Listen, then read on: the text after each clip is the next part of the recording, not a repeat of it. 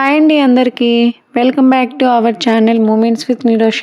ఈరోజు మన ఛానల్లో దమ్ బిర్యానీ చాలా టేస్టీగా అండ్ సింపుల్గా ఎలా చేసుకోవాలో చూద్దాం. ఫస్ట్ టైం చేసే వాళ్ళు కూడా నేను చెప్పిన ప్రాసెస్లో చేస్తే చాలా టేస్టీగా వస్తుంది ఈ రెసిపీ. ఇంకా లేట్ చేయకుండా వీడియోలోకి వెళ్ళిపోదాం. ఈ రెసిపీ చేసుకోవడానికి నేనైతే 1 kg చికెన్ని ఇలా పెద్ద ముక్కలుగా తీసుకున్నాను. ఇప్పుడు ఈ చికెన్ని బాగా క్లీన్ చేసుకోవాలి.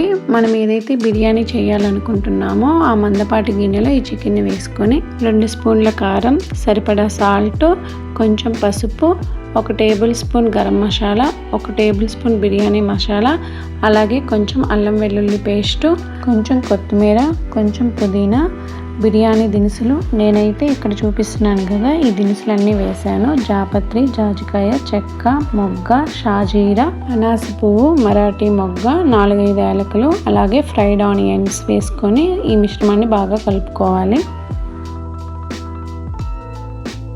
ఇప్పుడు ఇందులో ఒక 4 గంటల వరకు పెరుగు వేసుకొని ఈ ముక్కలకి పట్టే విధంగా బాగా కలుపుకోవాలి.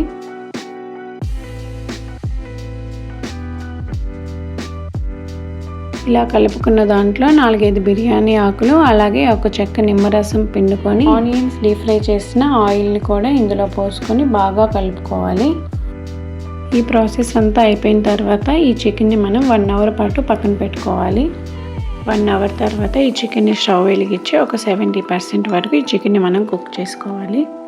ఈలోపు మనం రైస్ ఉడికించుకోవడానికి ఒక గిన్నెలో వాటర్ పోసుకొని స్టవ్ మీద పెట్టుకొని అందులో చికెన్లో ఏవైతే వేసుకున్నామో ఆ బిర్యానీ దినుసులు, కొంచెం అల్లం వెల్లుల్లి పేస్టు, సరిపడా సాల్ట్, 2 టేబుల్ స్పూన్ల నెయ్యి, కొంచెం కొత్తిమీర, పుదీనా ఇవన్నీ వేసుకొని వాటర్ని బాగా మరిగించుకోవాలి.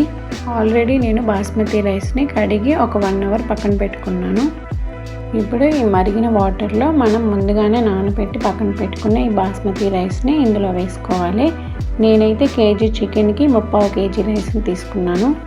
కేజీ చికెన్కి కేజీ రైస్ కూడా తీసుకోవచ్చు. ఈ రైస్ని మనం ఒక 90% వరకు కుక్ చేసుకోవాలి.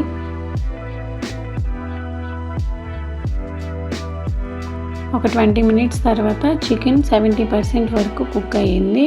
ఈ విధంగా ఉంటే మనకు సరిపోతుంది చికెన్. రైస్ కూడా ఒక 90% వరకు ఉడికింది. ఇప్పుడు ఈ రైస్ని మనం చికెన్లో లేయర్లుగా వేసుకొని దాని మీద ఫ్రైడ్ ఆనియన్స్, కొంచెం కొత్తిమీర, పుదీనా, 2 టేబుల్ స్పూన్ల నెయ్యి, వాటర్లో కలిపిన ఫుడ్ కలర్ని కూడా వేసుకోవాలి. ఇవన్నీ వేసి ప్రాసెస్ వీడియో మిస్ అయిందండి, అందుకే చూపించట్లేదు ఇక్కడ. లాస్ట్లో ఇలా టిష్యూ పేపర్స్తో క్లోజ్ చేసుకొని మూత పెట్టుకొని ఒక 15 మినిట్స్ దమ్ చేసుకుంటే లో ఫ్లేమ్లో సరిపోతుంది.